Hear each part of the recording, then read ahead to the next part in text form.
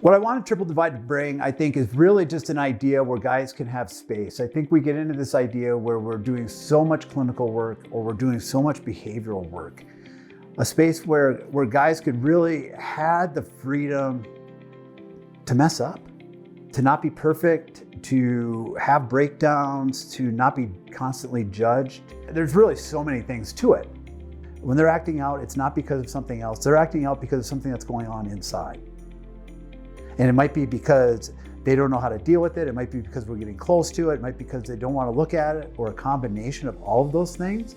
But when all we're doing is focusing on interrupting the behaviors, I'm not giving them space to get behind it. And so that's a question I have consistently with my team. It's like, what's going on behind that?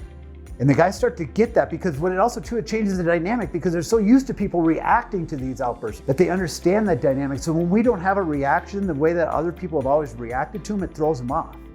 And so now that also then provides a space for us to be able to capitalize on that opening that gets created from that. We're going to provide a safe environment for your kid. We're going to provide a milieu that is steeped in recovery and wants sobriety.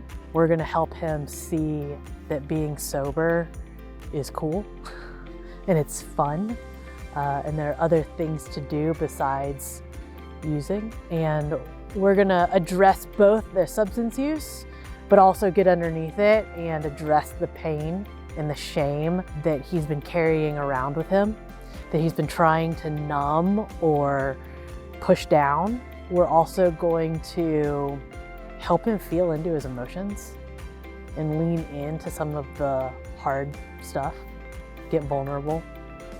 Treatment is a choice. We don't force them to do anything. We don't use restraints. I mean, you look around here, it's wide open. We're gonna do our best to keep them safe or make sure that nothing bad happens to them. But they also know that they have that choice. And then we value that choice too, because it's like, well, I could leave and you're not. Good job making a good decision to stay, because leaving would be a bad decision. So let's value the fact that you made a good decision today. We're not going to punish them for doing something that they can't really control. They're not being rational. And so we can't hold them responsible for it. What we can do is start to help them address the issues so that they don't have that emotional reaction in the future. They're already beating themselves up about it.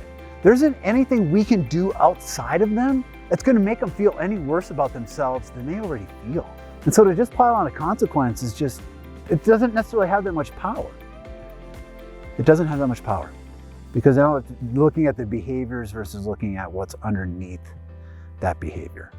What does a finished Triple Divide Lodge product look like? It looks like a guy that recognizes how the disease of addiction is manifested in his life. He's leaving here with the language of recovery. He's leaving here with a degree of purpose. He's leaving here with a recognition of the chronic nature of his condition.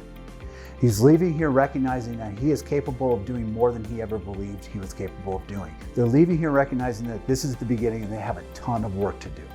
Valuing the changes they've made while also wanting more of it. And they believe they're capable of it. And they believe it's possible. So they're leaving here with hope.